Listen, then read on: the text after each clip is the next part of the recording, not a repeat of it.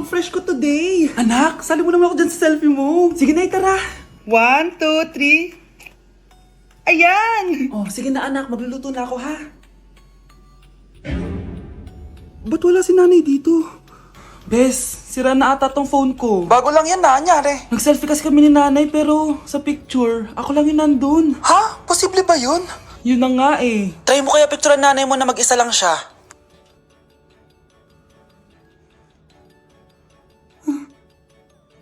Wala talaga siya. Anay, bakit mo ako pinipicturean anak? Sabihin mo sa akin yung totoo, Nay. Ano ka ba? Bakit hindi kita makita sa mga picture? Ha? Patingin? Oh, nandito naman ako ah. Ano sinasabi mo anak? Alam mo anak, kumain ka na doon. Gutom lang yan. Scarlett, mag-ingat ka sa nanay mo. Ha? Bakit po tita? May malalim na dahilan kung bakit hindi siya nakikita sa picture. Alam niyo po yung tungkol doon? Sige na, baka makita pa ako ng nanay mo. Kaaway ako nun. Tita! Oras na para malaman mo kung sino ka talaga, Scarlett. Mukha ka na namang stress anak. O eto, mawawala yung iniisip mo. Ano to, Nay? Gatas lang yan, ano ka ba?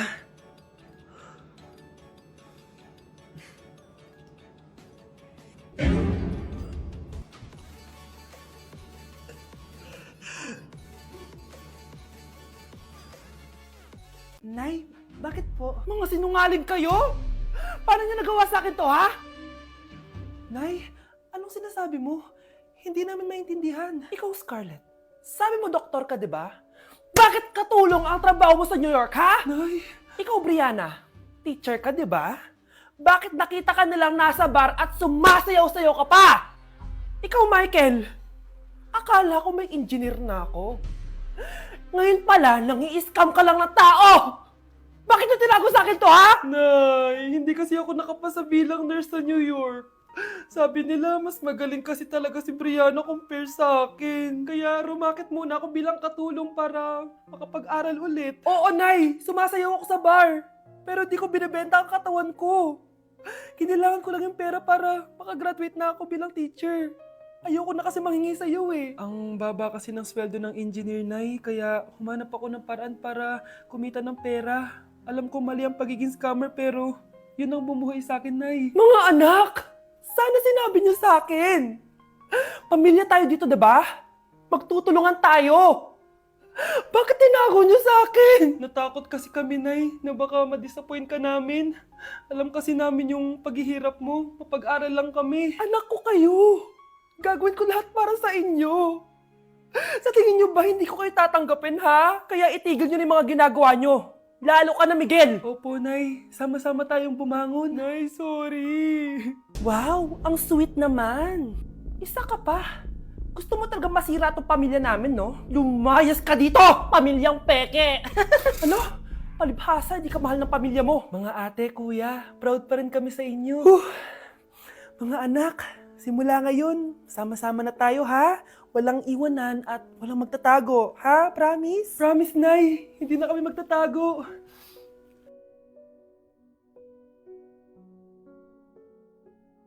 Kyle, anak, uuwi yung mga kapatid mo. Talaga, Nay? Tagal kong hinintay ito. Grabe, akala ko nakalimutan na nila tayo kasi successful na sila eh. Miss ko na sila. Tagal na din nung last na pumunta sila dito. O sige na anak, hintayin mo sila sa labas, ha? Maghahanda lang ako ng kakainin natin mamaya. Uy, Kyle, balita ko, uuwi yung mga kapatid mo ah. Opo, tita. Paano niyo po nalaman? Basta, siguro proud yung nanay mo kasi successful yung mga anak niya, no? Oo naman, tita. Nagbunga lahat ng paghihirap ni nanay sa kanila. Deserve nyo yan. Malapit nyo nang malaman ng totoo, walang sikretong hindi nabubunyag. Pasok na po ako, tita. Sige. Hello, Nay! Nandito na yung anak mong doktor all the way from New York! Hi, Nay! Nandito na yung anak mong teacher all the way from Central Elementary School! Hello, Nay. Nandito na yung anak mong engineer. Naiyak naman ako. Nakumpleto din kayo magkakapatid. Sana nakikita to ng tatay niyo. Masaya ako na nandito kayo, ate, kuya. Sana maging successful din ako na kagaya niyo. O siya na, kumain na kayo ha? Galing pa kayo sa malalayo eh. Wow naman, Mare. Bigatin na yung mga anak mo. Saya-saya. Oo naman, Mare. Ilang taon din akong kumayod para mapagtapos lang sila. Pero worth it naman, di ba? Teka, Mare, para mas masaya, may kailangan kang malaman. Oh, eto. Ha? Ano to, Mare?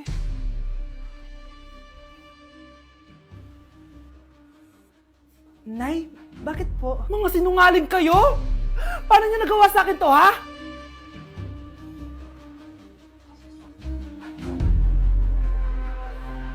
Anak, sigurado ka na bang itutuloy mo yung pagpunta mo sa ibang bansa? Huwag ka na malungkot, Nay. Kailangan ko magtrabaho doon. Para sa inyo ni Kyle. Ate, mamimiss ka namin. Basta anak ha, palagi kang mag-iingat doon. Kapag inaabuso ka nila, tawagan mo lang ako. Ano ka ba, Nay? Think positive lang tayo, ha? Sige na, baka malate pa ako sa flight ko. Bye-bye na, mamimiss ko kayo. Bye, anak. Nay, tumatawag si ate. Talaga? Hello, anak. Kamusta ka na? Nay, nakuha ko na sweldo ko. Nagpadala pala ako sa inyo, ha? Kumain kayo sa labas. Salamat sa binigay mo, anak, ha? Okay ka lang ba? Kapag may problema ka, tumawag ka lang, ha? Opo, Nay. Mababait yung mga amo ko. Huwag ka mag-alala. Nay, may pinadala si ate, oh. Nakamaleta pa. Surprise, Nay! Mga damit at sapatos yan para sa inyo. Siyempre, may chocolate din. Naku, anak, nag-abala ka pa. Pero salamat, ha? Sana inipon mo na lang yung pinanggas mo dito. Okay lang, Nay. Tinaasan nga nila yung sweldo ko kasi magaling daw ako maglinis ng bahay. Sige, anak. Galingan mo palalo, ha?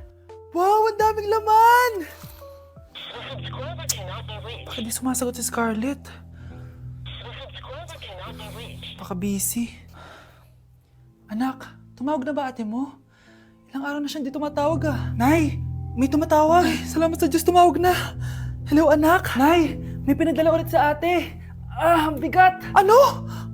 Anong nawawala? Ano kaya naman nito? Hello? Hello?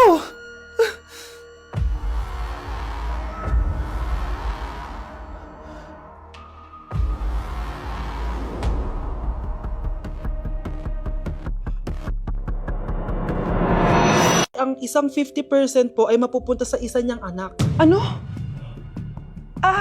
Baka yan yung isa naming anak na nawala? Oo, sa amin na lang yan. Ako! Ako ang isa pang anak ni Ramon. Oh, akala ko bang nawawala yung isang anak ni Ramon? Attorney naman, huwag ka maniwala dyan. May sakit kasi sa utak yan. Wala akong sakit, attorney. Maniwala ka, please. Kailangan ko pa ng sapat na ebidensya para maniwala ako sa'yo. Sige na, babalik na lang ako.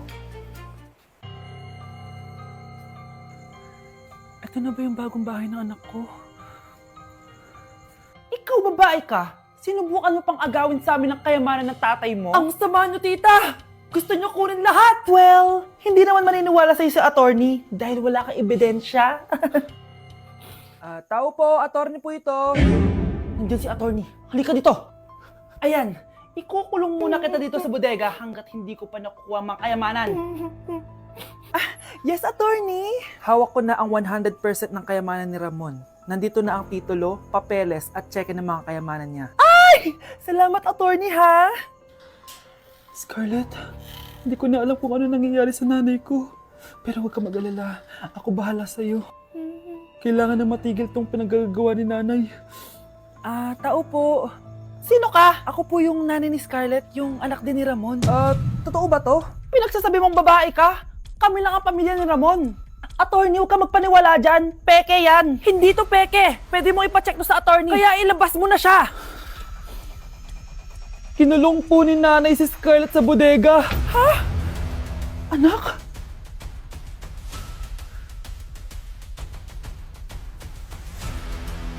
Kinulong po ni nanay si Scarlett sa bodega. Ha?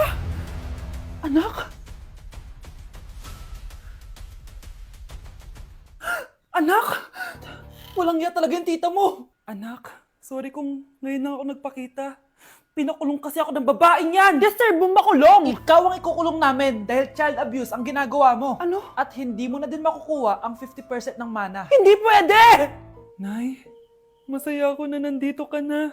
At hindi na din tayo maghihirap dahil sa pamana ni tatay. Masaya din ako, anak. Siyempre kasama ka dito sa Manta.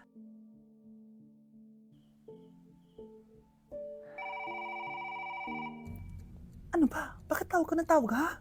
Oo, wala silang kaalam-alam. Sige na, baka mahuli pa tayo. Sa wakas, Sa atin na ang mana. Maghahati tayo dito. Palayasin mo na yung mga batang yun, ha? Ako bahala. Ang galing talaga natin magpanggap date. Mga anak, aalis na tayo dito sa bahay. Lilipat tayo sa mas malaking bahay. O eto, mga gamit nyo, inimpake ko na. Talaga, Nay? Scarlett, huwag kang maniwala dyan! Nagpapanggap lang yung nanay mo! Samantha, ano yung mga pinagsasabi mo? Magjowa sila ni attorney. Sinet up nila tayo. Ganyan ba ang ugali mo, Samantha? Kaparehas ng nanay mong sinungaling? Samantha, ano ba? Kung ayaw mo sumama, edi wag. Sige! Kung totoong anak mo talaga si Scarlett, saan at kailan mo siya ipinanganak? Ang dali naman yan. Eh di sa Manila.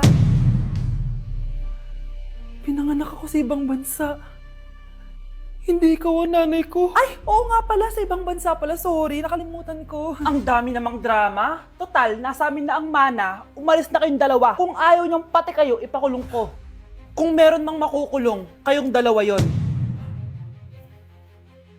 Salamat sa pagtawag, Samantha.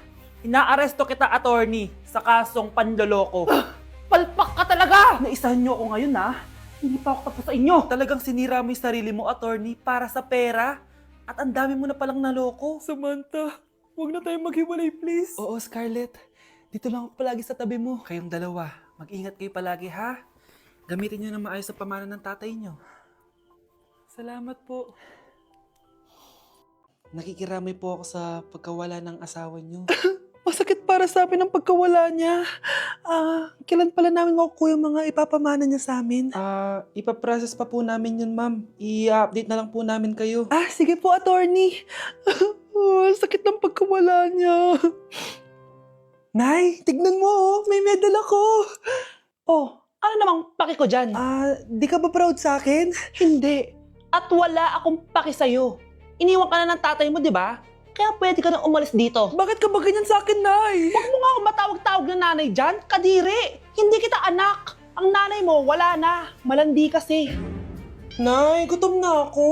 Ay, gutom na baby ko. Wait lang, mag-order ako ng steak for you, ha? Yay! Steak, my favorite! Ampun lang pala ako.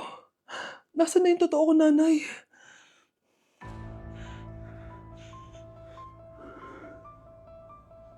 Tulog sila.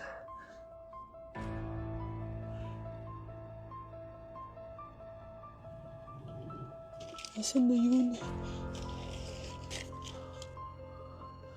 Ito ba si nanay? Ay! Sino ba ito tumatawag na to? Muntik na yun. Attorney? Hello, ma'am. May update na po sa ipapamana ng namatay niyo pong asawa. Sige. Punta ka dito sa bahay. Sa wakas, ito na yung araw na pinakahihintay ko. Hoy, ikaw! Pag dumating dito si attorney, magtago ka. Hindi niya pwede malaman na may isa pang anak ang asawa ko. Sige po. Ma'am, nakuha na po namin yung last will and testament ng asawa niyo. Ang nakasulat po dito ay, ang 50% ng kayamanan niya ay mapupunta po sa inyo. Ha?